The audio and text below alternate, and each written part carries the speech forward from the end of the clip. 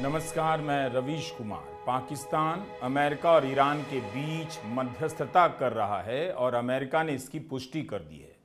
राष्ट्रपति ट्रंप ने पाकिस्तान के सेनाध्यक्ष और field marshal general Asim Munir से बात भी की। फाइनेंशियल टाइम्स में खबर छपी है कि जनरल मुनीर ने ट्रंप को फोन किया और बीच बचाव कराने की पेशकश की है।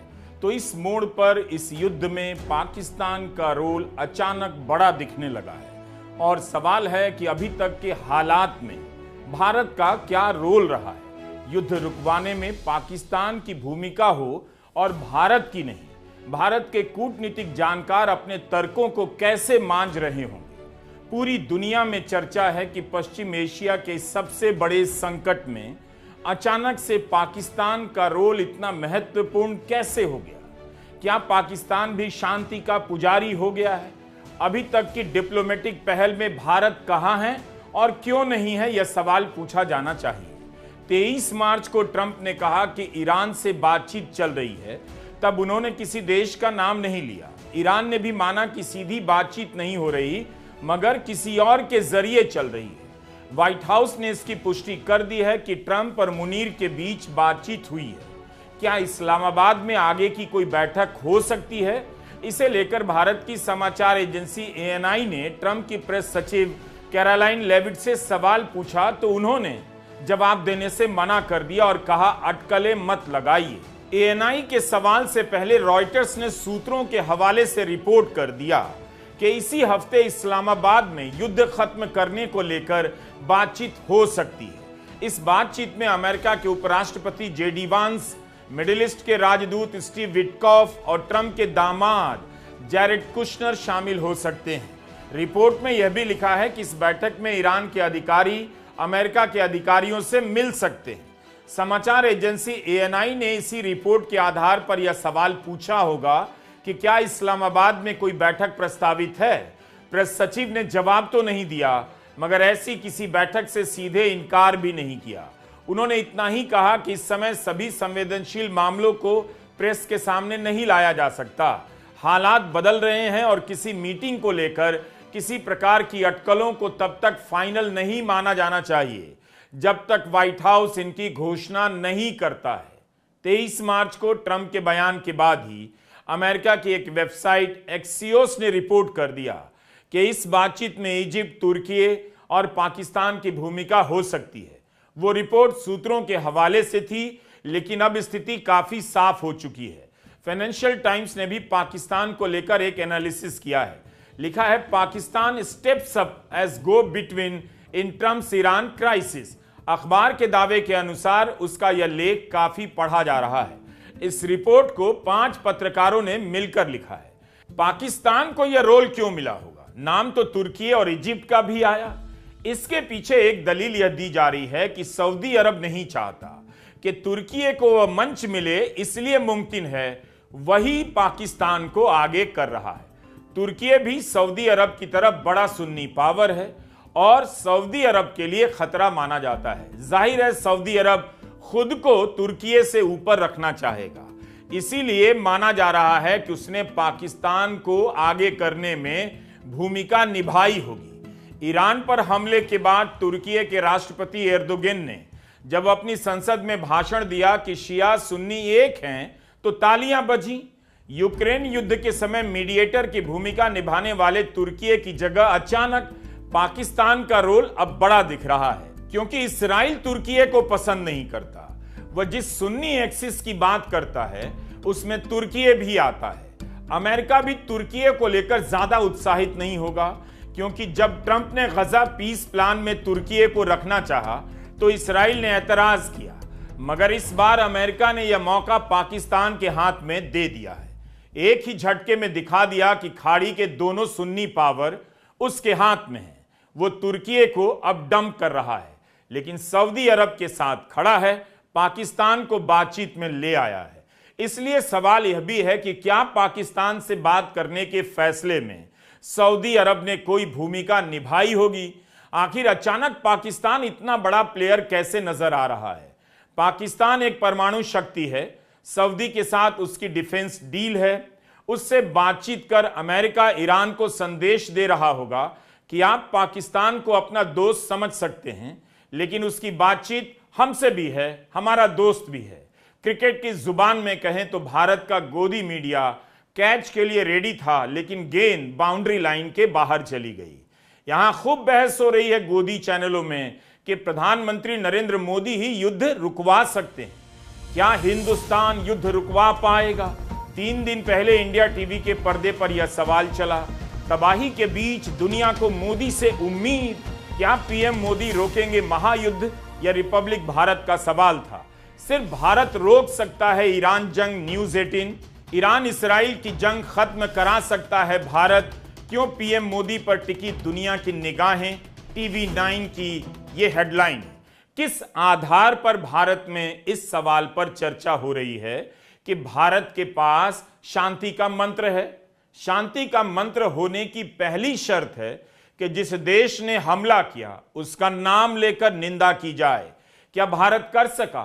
फिनलैंड के राष्ट्रपति ने 18 मार्च को जरूर कहा, मैं सोच रहा हूं कौन सीज फायर करा सकता है, यूरोप के देश या भारत, मगर नाम आ गया पाकिस्तान का। जब यह युद्ध शुरू हुआ तब से ही भारत के अखबारों में कई लेख छपे हैं कि इस युद्ध को रुकवाने में भारत का क्या रोल हो सकता है। 20 मार्च को नागपुर के विश्व हिंदू परिषद के कार्यक्रम में आरएसएस के प्रमुख मोहन भागवत का एक बयान आपको मीडिया में कई जगहों पर छपा मिल जाएगा। मोहन भागवत ने कहा कि आज दुनिया में युद्ध हो रहे हैं और कई देशों से यह आवाज उठ रही है कि केवल भारत ही इस युद्ध को समाप्त कर सकता है। वे ऐसा इसलिए कह रहे हैं क्योंकि वे भारत की प्रकृति और उसके मानवीय मूल्यों से परिचित हैं। मोहन भागवत किन देशों की मांग के आधार पर कह रहे थे कि युद्ध केवल भारत समाप्त कर सकता है? क्योंकि भारत की प्रकृति कुछ अलग है। पिछले 5 वर्षों में दुनिया में 2 बड़े युद्ध हुए। पिछले 1 साल में ईरान और इसराइल के बीच 2 बार हुए। यूक्रेन और रूस के बीच 4 साल से युद्ध चला ही आ रहा है। इन 2 युद्धों को रुकवाने में भारत ने कौन सी भूमिका निभाई? अगर यह धारणा बनाई जा रही है कि भारत विश्वगुरु बन गया है और युद्ध रुकवा सकता है, तो 1-2 उदाहरण तो देश के सामने रखना ही चाहिए कि किस युद्ध को रुकवाने में भारत की डिप्लोमेसी ने गहरी भूमिका अदा की है। अगर भारत रुकवा सकता है तो भारत ने पहल क्यों नहीं की? उसकी जनता कितनी परेशान है? सरकार का बजट घाटा बढ़ सकता है, तब फिर युद्ध रुकवाने से भारत को कौन रोक रहा है?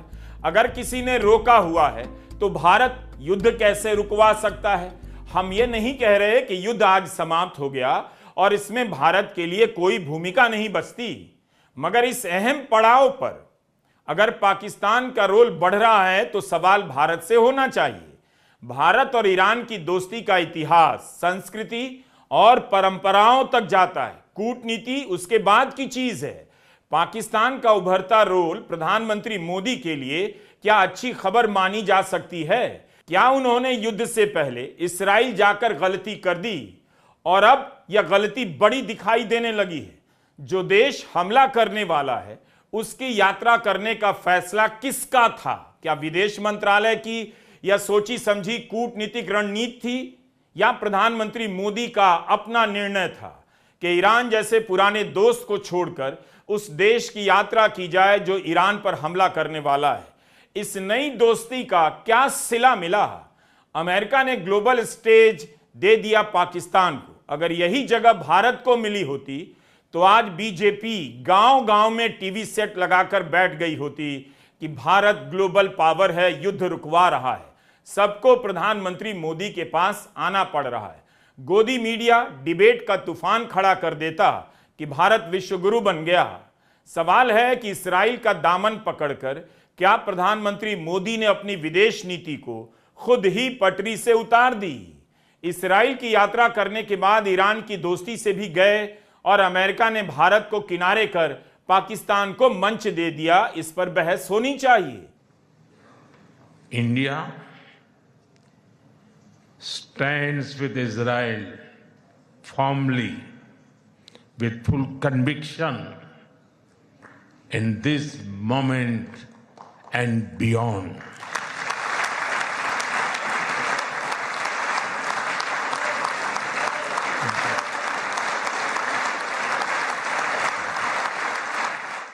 2008 के मुंबई हमले के बाद भारत की कूटनीति इस बात पर जोर देती रही कि पाकिस्तान को अलग थलग किया जाए, उसे आतंकवाद को पनाह देने वाले देश के रूप में स्थापित कर दिया जाए। अब आयरनी देखिए, हिंदी में विडंबना। ईरान पर हमला किया गया तो ट्रंप और नेतन्याहू दोनों ने ईरान को आतंकी देश कहा। क्या भारत इसकी निंदा कर सकता है? भारत ने निंदा करने की नैतिक आवाज खो दी है कि पाकिस्तान कैसे शांति के किसी प्रयास में शामिल हो सकता है। गोदी मीडिया के दम पर जनता के बीच यह सवाल जाने से रोक दिया जाएगा, लेकिन यह सवाल बना हुआ है और सामने आ जाता है कि अगर प्रधानमंत्री मोदी ग्लोबल लीडर हैं तो क्या उस पोजीशन से पाकिस्तान की इस भूमिका की निंदा कर सकते हैं कि भारत जिसे आतंक को पनाह देने वाला देश मानता है, उस पाकिस्तान को युद्ध रुकवाने में रोल कैसे दिया जा सकता है? अमेरिका पाकिस्तान को लेजिटिमेसी दे चुका है, भारत की कल्पना से भी ज्यादा, लेकिन प्रधानमंत्री मोदी की चुप्पी पाकिस्तान को उससे भी ज्यादा वैधता यानी लेजिटिमेसी दे देगी, जिसे आप सरल शब्दों में मान्यता कहते हैं कि भारत के लिए पाकिस्तान आतंक को पनाह देने वाला देश होगा, मगर अमेरिका और खाड़ी के देशों के लिए वह शांति का पुजारी भी हो सकता है।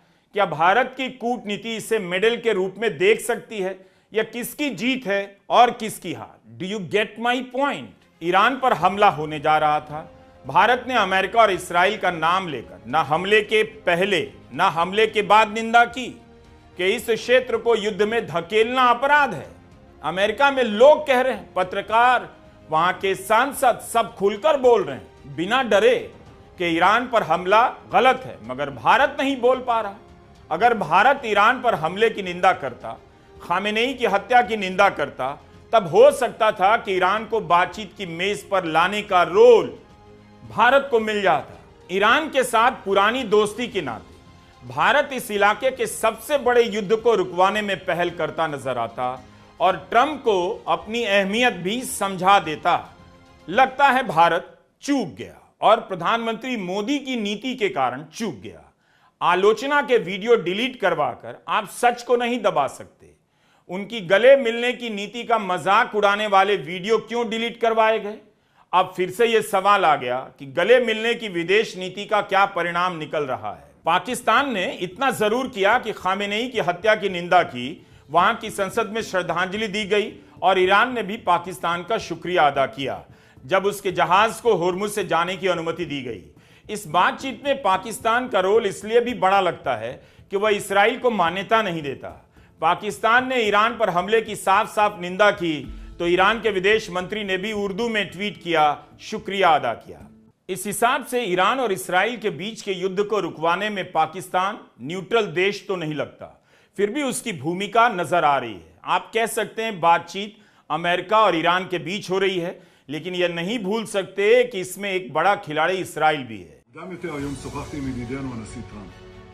नेतन्याहू ने कहा यह आईडीएफ का फैसला होगा, युद्ध कब अंत होगा, मतलब अमेरिका तय नहीं करेगा। 23 मार्च को पत्रकारों ने ट्रंप से बार बार पूछा, आप ईरान में किससे बात कर रहे हैं? तो उन्होंने कहा, मैं नाम नहीं बताऊंगा वरना उनकी हत्या कर दी जाएगी। क्या ट्रंप का इशारा इसराइल की तरफ था, जिस पर पहले भी ऐसी बातचीत को पटरी से उतारने के सॉलिड आरोप लगे?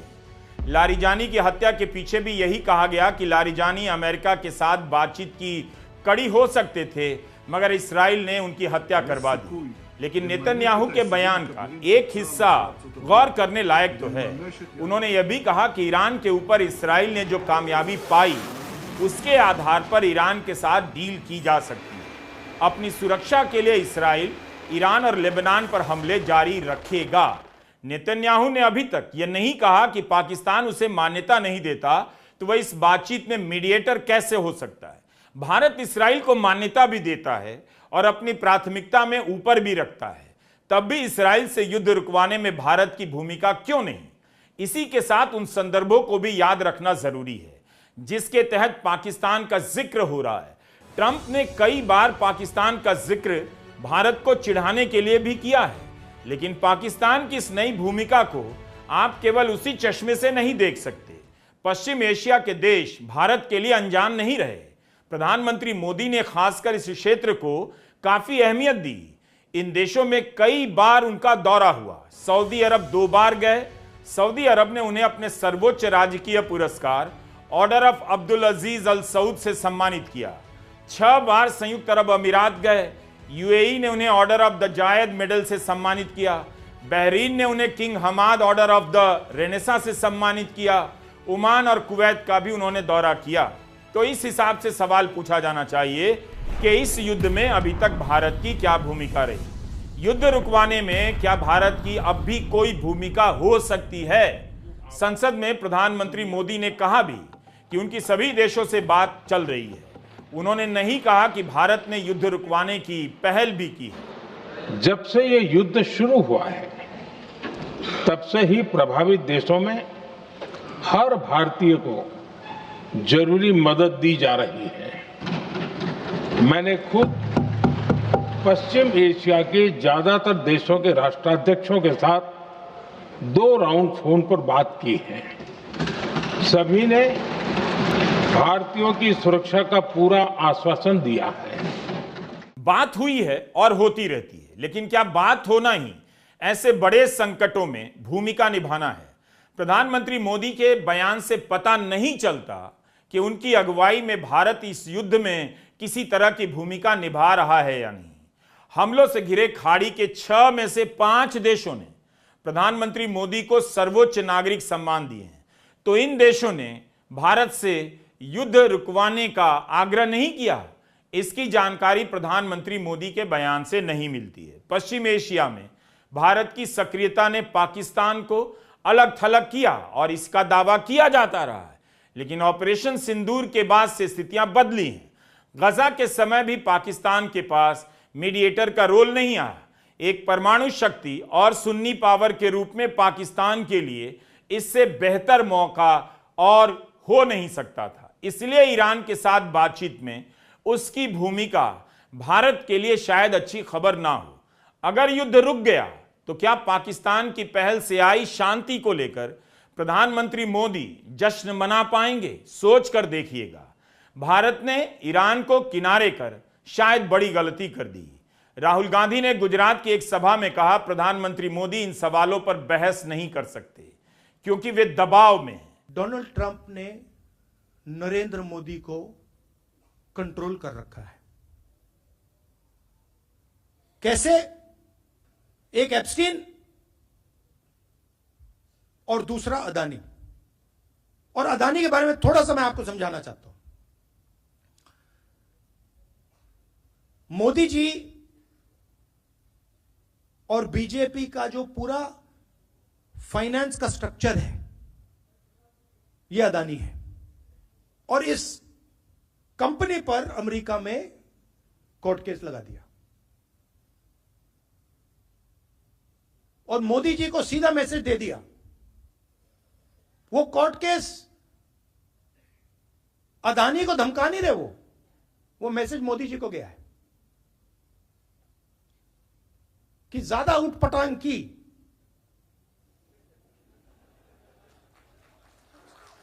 हिंदुस्तान के लोगों के साथ ड्रामा करना कर लो, हमारे साथ ड्रामा किया ना तूने, फिर देखना। पूरा का पूरा रिकॉर्ड उनके हाथ में भाई। पैसा कहां गया, कहां से कहां गया, कैसे जाता है, कब जाता है, सारा हाथ में। डोनाल्ड ट्रंप ने तो खुल के कह दिया। गूगल पे जाइए देखिए, वो तो कह रहा है कि भैया मैं नरेंद्र मोदी के करियर को खत्म कर दूं जब चाहता हूं,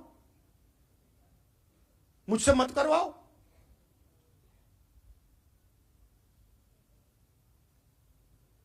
तो कंट्रोल उनके हाथ में है। प्रधानमंत्री 100% कॉम्प्रोमाइज्ड है। आप उनकी आंख को देखिए, टीवी पे देखिए आप। 25 मिनट का भाषण दिया, अभी दिया।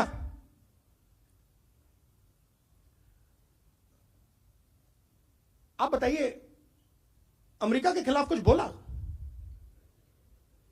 कुछ बोला? एक शब्द बोला?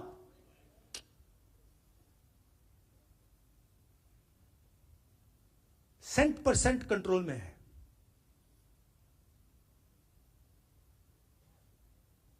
और आप देखते जाओ, जो भी होगा अब वो हिंदुस्तान के फायदे के लिए नहीं होगा, अमेरिका के फायदे के लिए होगा। देख लेना, आपको दिखेगा। एक बार बंदा कॉम्प्रोमाइज हो जाता है, आदमी कॉम्प्रोमाइज हो जाता है, फिर बात वहीं खत्म हो जाती है। आप देखना।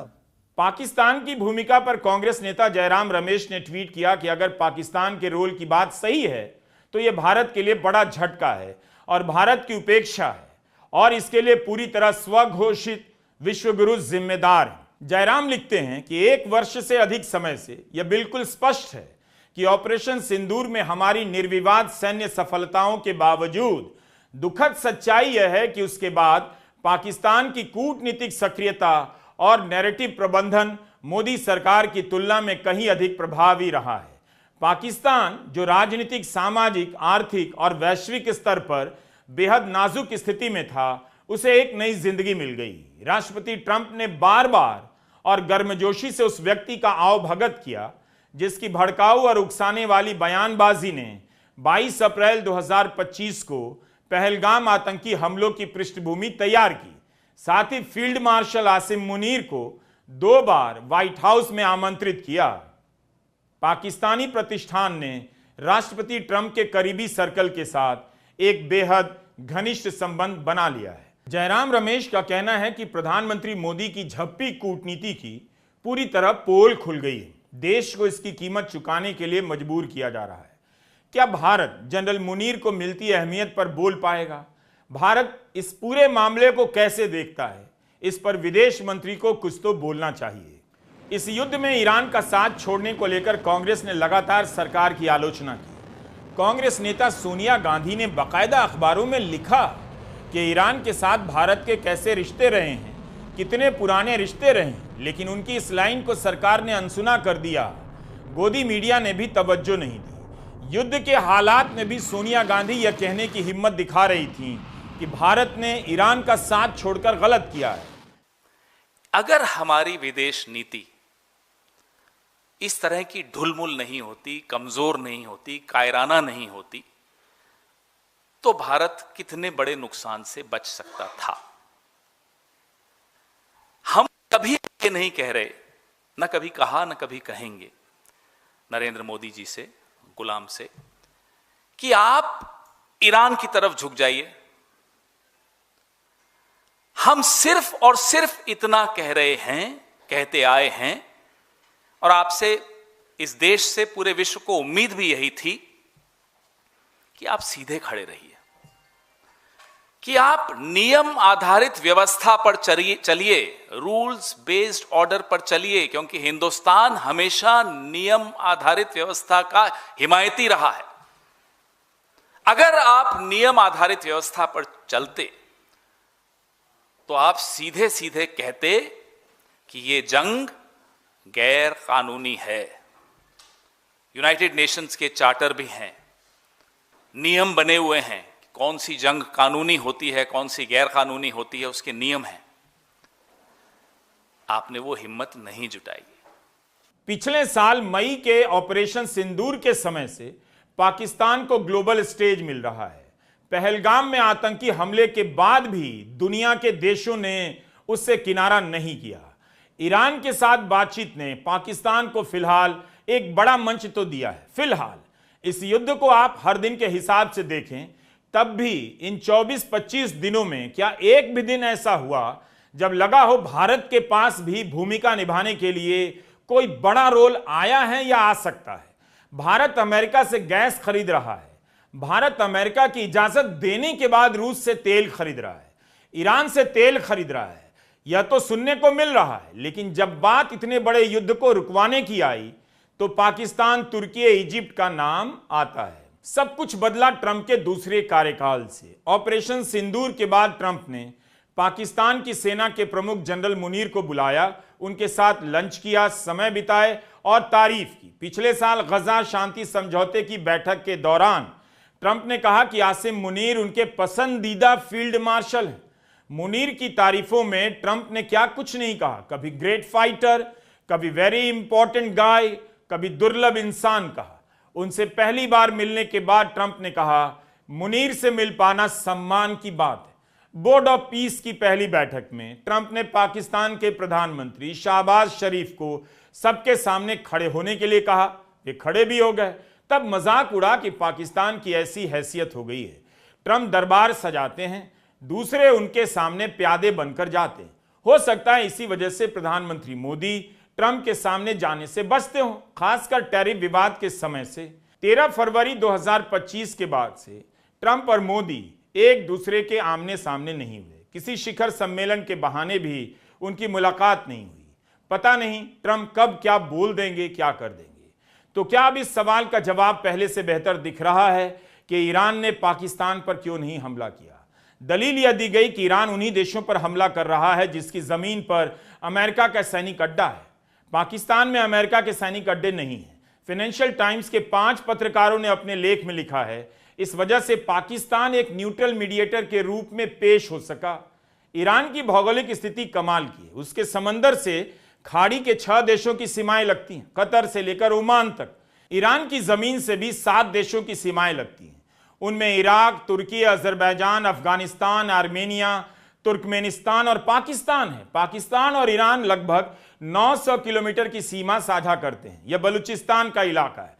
करीब 6 ऐसे देश हैं जिन पर ईरान ने हमला नहीं किया, इनमें एक पाकिस्तान भी है। ईद के मौके पर नए सुप्रीम लीडर मुस्तफा खामेनेई ने अपने संदेश में खास तौर पर पाकिस्तान का जिक्र किया और कहा कि हम अपने पड़ोसी को अपना बेहद करीबी मानते हैं। अपील की कि अफगानिस्तान और पाकिस्तान एक दूसरे से अपने रिश्ते बेहतर करें, मुसलमानों के बीच दरार लाने से बचें।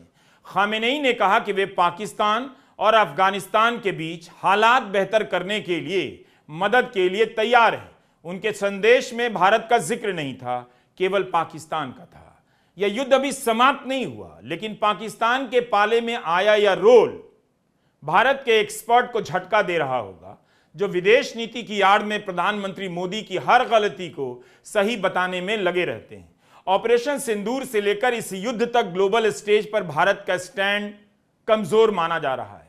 हर बार यही सफाई दी जाती है कि भारत अपने हित में अपना स्टैंड लेता है, ना किसी से दोस्ती, ना किसी से दुश्मनी। लेकिन यह काफी नहीं। अब पूछा जाना चाहिए कि भारत क्या इस पर चुप रहेगा कि अमेरिका पाकिस्तान को इतनी बड़ी मान्यता दे रहा है? इसमें भारत का अपना हित क्या है? क्या भारत का कोई मंत्री दोहरा सकता है, अमेरिका की आलोचना कर सकता है, कह सकता है कि पाकिस्तान आतंक को पनाह देने वाला देश है? ट्रंप मुनीर की तारीफ कैसे कर रहे हैं?